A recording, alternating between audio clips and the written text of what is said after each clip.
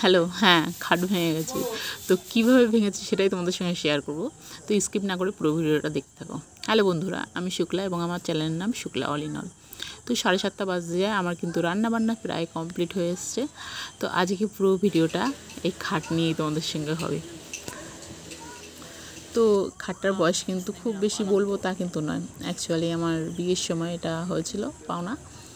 তো 10 থেকে 12 বছর হয়েছে বড়জোর, তার বেশি না। হ্যাঁ, প্লাইগুলো খুলে বাইরেই রাখা হয়েছে। দেখো, একটু দেখিয়ে দিলাম প্লাইগুলোর অবস্থা কী। তো এটা কীভাবে হয়েছে সেটা অবশ্যই তো বলবো। তার আগে আমরা ঘরের অবস্থাটা একটু দেখিয়ে দিই। আমাদের ঘরটা কিন্তু খুব বড় তা কিন্তু না। একটা খাট, একটা আলনা, একটা শোকেস ধরলে আর দাঁড়ানোর জায়গা নেই। তো আমার 2 হেল্পার হ্যান্ড আছেই অবশ্যই, আমার বড় জা এবং বড় জায়ের ছেলে। তো আমার সব কাজে এরাই হেল্প করে। যেহেতু আমার কোলে একটা ছোটো বাচ্চা আছে, তো আমাকে এরাই সাহায্য করছে। আমার প্রেগনেন্সি চলাকালীন এবং বাচ্চা ছোটো থাকার জন্য আমি ঘরটা প্রায় 1 বছর থেকে 1.5 বছর পরিষ্কার করতে পারিনি, খাটের তলা। তো আমি জানি অতিরিক্ত নোংরা হবে, তো আমার এরাই এই জন্য সাহায্য করছে। আর এমনিও ডাকলে আমি এদেরকে পাই, বিশেষ করে আমার ভাসুরের ছেলে। ওকে আমি যে কাজেই ডাকি না কেন আমার সব কাজে হেল্প করে। তোমরা এর আগেও দেখেছো, নানান রকম কাজেও আমাকে হেল্প করছে। তো এই হচ্ছে আমার বড় জা আর বড় ভাসুর। তো দেখো, সব কিছু বাইরে বের করে রেখে দেওয়া হয়েছে। ও আবার একটু বাড়ি গেছিলো। অ্যাকচুয়ালি মিস্ত্রি কিন্তু ও, মানে আমার বড় ভাসুর, উনি কিন্তু কাঠের মিস্ত্রি, তো উনি ঠিক করবেন। এবার ওরা এই সব কিছু ঠিক করছে। আর তার সঙ্গে তোমাদের সঙ্গে একটা জিনিস শেয়ার করবো আজকে। অ্যাকচুয়ালি মহিলারাও যে কাঠের মিস্ত্রি হয় সেটাও। তো আমি দেখো ঘেমে নিয়ে স্নান করে গেছি পুরো। এতটাই গরম পড়ছে আজ, তার মধ্যেও যেহেতু কাজ করার ওরা সিদ্ধান্ত নিয়েছে, তো আমাকে তো হেল্প করবে, ওই জন্য আমি আর না করিনি।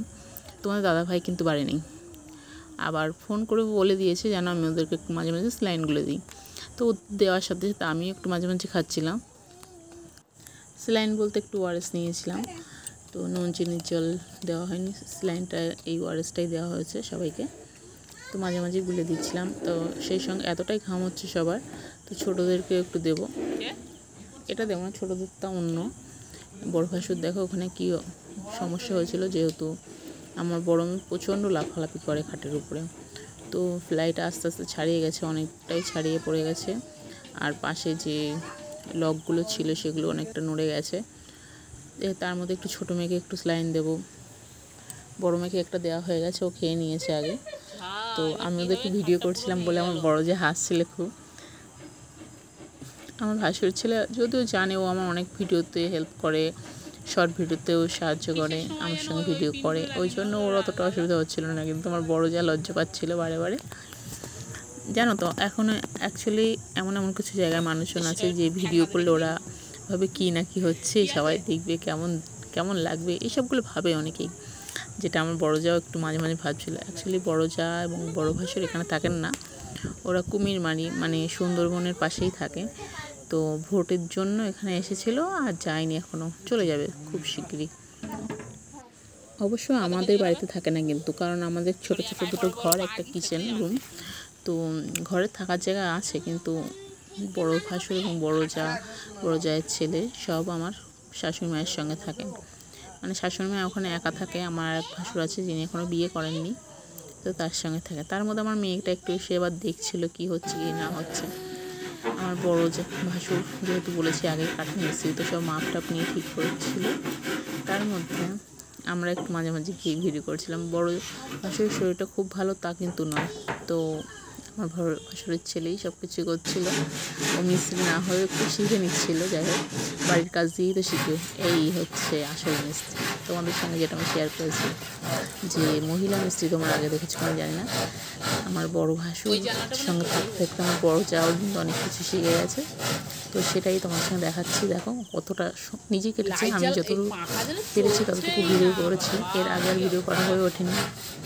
খুব গরম পড়েছে, কাঠেরগুলো উঠছে, তবুও পাখা চালানো আছে, কারণ থাকা যাচ্ছে না, এতটাই গরম হয়েছে আজকে। সারাদিনটাই এতটাই গরম, তার মধ্যে আমার এতটা হেল্প করেছে ওরা, ঘেমে নিয়ে গেছে, আমিও ঘেমে নিয়ে গেছি অল্প কাজ করা সত্ত্বেও। বাট দেখো, খাটটা কিন্তু কমপ্লিট হয়েই গেল, কমপ্লিট করে দিয়েছে দাদা।